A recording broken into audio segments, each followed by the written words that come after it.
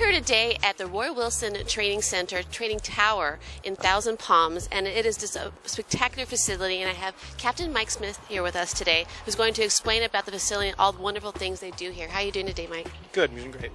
So tell me about, we're actually on the top floor of the training tower here at the training facility. It's got this amazing view. I understand this is where you train firefighters for simulated events and things like that that may take place on the field. That's correct. The Roy Wilson Training Center Training Tower is a 5-story tower that's designed to provide us multiple opportunities for training. If you approach it from each of its 4 sides, each side offers you a different training opportunity, and as you enter the interior of the structure, we can change its interior layout to offer even more opportunities. And because we took a tour of this facility, and it's absolutely incredible. There's simulated smoke, and they have different rooms, and it's so impressive, and it really gives them, the firefighters, a great different viewpoint of situations that they may enter in reality. That's correct. We try to offer them every opportunity to train and to experience the things they may see in the field. Every opportunity they get will make them more prepared to perform effectively in the field in the event of an emergency. So now, how long has the facility been here? When was it built? The facility was completed in November of 2009. It took about 2 years to complete and about 2 years to plan prior to that. Now, so it services different fire departments throughout Riverside County? Well, that's correct. It was developed by the Riverside County Fire Department in conjunction with the Riverside County Economic Development Agency and College of the Desert, but it's open to all the agencies in the Coachella Valley. So now the College of the Desert, they have their own fire training program. That's correct. They do have a fire technology program. They realized the need for a tower. They approached us in development of the tower, and we were able to share some of the expenses, and now we share the benefits of it. So what else do you do here on the property? Because they're going to do some training. We're going to show them training a little bit. So what other things that they do here? They can do multiple styles of training. We can train both our hose evolutions, our ladder evolutions, technical rescue, interior fire control. We have a classroom complex, and it's also co-located with one of our fire stations.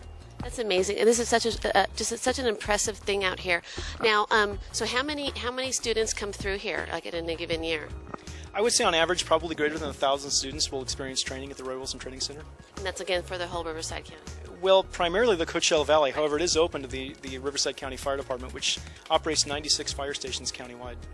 Well, that's wonderful. Well, thank you so much for having us here today and explaining to people what's out here, because I was been driving through by this place for years, and I wondered, what is that? It's really cool. So now we're here, and it's wonderful, and I we wish you continued success in training firefighters. It's so important, such an important part of the community, and thank you so much. Thank you very much for the opportunity to show everyone our training center. Absolutely.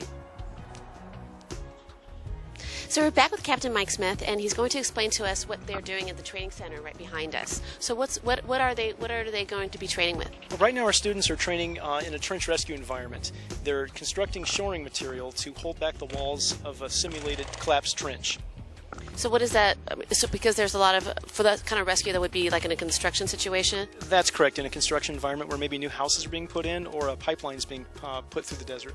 Does that happen a lot out here in the Coachella Valley? Actually, it does. The Coachella Valley has a higher incidence of trench rescues than anywhere else in the county, and it's because of the looser soil.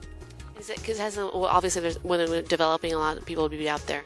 That's correct. There are a lot of construction projects out here, and there have been for the last 5 years. And in those last 5 years, we've ran multiple incidents of trench rescue. Now, can you mention something earlier about, because of the drought, that the sand has actually gotten softer or drier? I'm sorry. As the water table lowers, the sand above it becomes drier and becomes more and more unstable. Interesting. So then basically, people will be more prone to getting the accidents. That's correct. Well, we're going to check out some other training and see what else they're doing.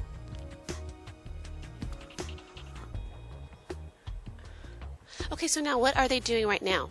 Right now our students are learning about the various types of shoring devices. And what does that mean?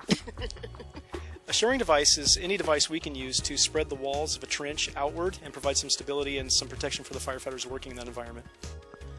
At this station, our students are learning to use some of the more specialized tools we use in trench rescue. In this case, a gas monitor, which allows us to monitor the levels of various agents that may be trapped in a hole, whether that be oxygen or carbon monoxide, and also some of the exhaust fans that we use to evacuate those environments once we found they're contaminated. So yeah, they'll turn on that fan, and it's an intrinsically safe electrical motor in case whatever's down there is flammable or combustible. It'll draw that air up and through the device, and we can actually hook another hose to the end if we want to run another exhaust hose off away from the incident, because say for instance there was propane in that hole. Propane's heavier than air. So if we pump that out and it settles around us, it'll just flow right back in the hole, and we just keep recirculating the same material. So we can run that off further out in the environment and exhaust it somewhere else. Well, thank you so much again for having us out here. This has been a real treat and hopefully educational to our viewers.